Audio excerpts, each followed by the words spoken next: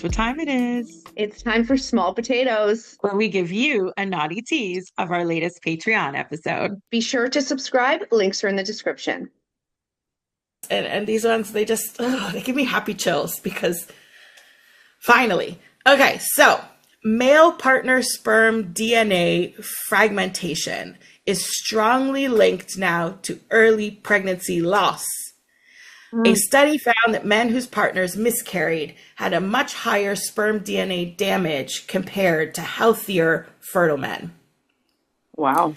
Right? So your shitty sperm caused it, not because we're bad moms. Let's be straight up. And you know what? It sounds like a small difference, but it's not. Do you know how much guilt? Well, you know how much guilt women carry for things as simple as their body just rejecting, let's say, a non-feasible pregnancy. In that point, it's not feasible. It is now a toxin in your body. Your body is meant to eject toxins. That's what our immune system is designed to do. And yet we've been blamed as like, oh, you must have screwed up something. Did you not take your vitamins? Did you drink too much wine? Did you, this, that, and the other thing? Sorry, boys. That's on you. Fact number 2. Before you get into your next fact, is I hate the place of blame. Like, initially it was placed on us, and now we're trying to say it's going to be placed on them. Like, when two people are coming together to make a life and going into that as a choice, like, it needs to be, okay, something's not working. We need to do this. We need to do this together. Or we didn't succeed. It's the whole placing blame is just icky to me, whichever way it goes. Fair. I'll dial down the blame. But I think you can't get to the equality responsibility or acknowledgement of a problem without this kind of research happening. Right. Because before 2025, March 2025, we didn't know this. Right. And so everything has been blamed on the women because there was nothing else to show. And so the fact that this information is coming out and at kind of a volume, 2025 been a big year for this kind of stuff. It will force change in terms of medical education, how doctors are trained on things. There are gynecologists out there that had never worked on a woman's body till they were already a licensed gynecologist. Like, it's actually kind of crazy. And if we get to balance and sanity, which involves a bit of equal weight, then absolutely, it might be my bad eggs and your bad sperm, and then we go to a doctor. But at least then we can deal with the problem because we now know what the problem is. Yeah. But it might be, honey, your sperm is the issue. My eggs are shiny fine. Like, and that's kind of an interesting conversation because it usually doesn't go that way. So you're right. Correct me more. It's kind of hot when you do it. Fun fact number 2. Advanced paternal age male partners over the age of 45 are associated with higher miscarriage rates and lower live birth rates, even when using younger donor eggs from women. So the eggs could be young or the eggs could be older. Either which way, your sperm quality makes or breaks the pregnancy. Which makes sense. Like, I mean, and you think to like your start a family, a woman generally goes on a prenatal vitamin. She tries to eat better. Like, there's things you should try to put into practice, and men carry none of that weight in past. That everyone should get their vitamins and minerals up and be eating properly and cut out the weed and cut out the alcohol and all the saturated fats. Like, men actually need to take some responsibility in this process now, which I think is amazing. It should be equal. We are making this baby. It's so, so true. It makes me, maybe my business brain goes to like, excuse me. I wonder how marketing is going to change. You like that? You want more? Subscribe to the Patreon and I'll take you deep throat. Right. Because now is there going to be a vitamin for men? Like, it's no different than when finally male birth control becomes a thing because the marketing will change. It's the fact that now they show red blood and period commercials instead of blue liquid. Like, let's just be real about it. And so, yeah, businesses are going to innovate on this. And it might be a thing where you both in the morning are like, we're taking our vitamins, honey. And like, we're watching our diet, or we both cut off alcohol and all those different things. Because why wouldn't we know that both pieces of the puzzle need to be healthy? I mean, but you know what I think it is, and I don't know this for fact, but it's not that I'd be shocked that it takes till 2025 for them to understand this. Like reproduction has been going on since the beginning of time. I think it's they never cared to look at the man. It's just they looked at the and listen, medical money does not go towards women generally. Right. But it's does when it's into the context to blame her. But it's interesting now that they're actually looking at the man's contribution to this, which is a little too late, but here we are.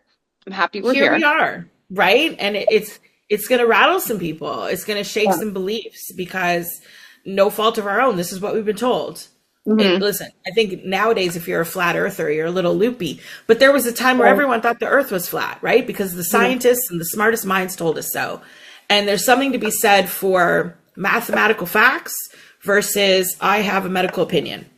And too many opinions, again, through the patriarchy, because men were the doctors, like we're making all the decisions to only study male bodies, or if something went wrong with something that the woman's body is supposed to do, like you said, it's immediate blame instead of investigation.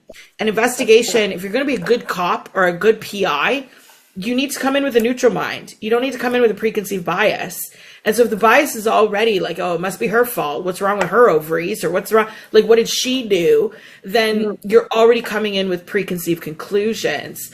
And therefore, will your medical research or your conclusions and your opinion, your medical paper end up already skewed in that direction? Because you're already aimed that way. It makes sense that momentum goes forwards, right? Yeah. So I love this because it's a lot of what we've been told, especially men don't live under that pressure umbrella. Women do.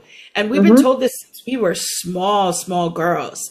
Like, it is on you to make babies. And, you know, if your period is off, then you have a problem and you need to, and you, a little equibalence is going to do everybody good. But down to, imagine you're in medical school right now, wanting to be a gynecologist, and this is late breaking news. How does that change your next semester? Like, that's what I want to know. How does it change the now? How does it send older doctors back to a refresher course? Like, let's get there, because women have traumatic experiences when it comes to doctors and not being heard, not being listened to, not acknowledging pain, and all the many things that we feel almost a humiliation about when you've been shunned by doctors. It's embarrassing. You feel anxiety. You feel nervous to go the next time. We could turn into men after that and be like, well, I'm not going to the doctor because they they don't listen. They make me feel like shit and it's all my fault and everything in me is wrong. And then they give you a pill and send you home with a pat on the back. Like, it's actually kind of crazy. Anyways, fun fact number 3. Sperm DNA damage and epigenetic, I don't know if I'm saying that right, epigenetic defects in the father are linked to maternal pregnancy complications, not just fertility. For example, one study found that high sperm DNA fragmentation in the father doubled the risk of the woman developing preeclampsia and increased the risk of premature birth. Wow. Right? Right, boys? Eat right. Exercise. Quit smoking. Like, do the things, because that is traumatic for women to go through. And add on being told it's probably their fault, the guilt and the self, like, loathing that can almost happen. It had nothing to do with her at all. The sperms all had 2 tails and were a little rusty. It's on him. Like, that's just kind of crazy. But because it doesn't happen in his body and it's not studied that way, then he feels no onus which way. He's like, I can procreate. I'm 99. That's on you, lady. And I love that that's not true. That's such a relief. You know what I want them to do some research into? Because one of the biggest, like, common things for pregnant women is you get gestational diabetes. So you get diabetes while pregnant, and otherwise you will never have it and don't have it previous. I'm willing to bet it's from all the gummy worms these boys eat. Like, they're eating too much sugar. And now they've given her digestional diabetes, and that's difficult. I luckily never had it, but I know people that have, and it's a very strict diet, and it's very serious that you follow it. I think we need to investigate more as to how these men can be blamed. That's you were just like, share blame. Now we're like, how can we blame more? I'm joking. But it's true because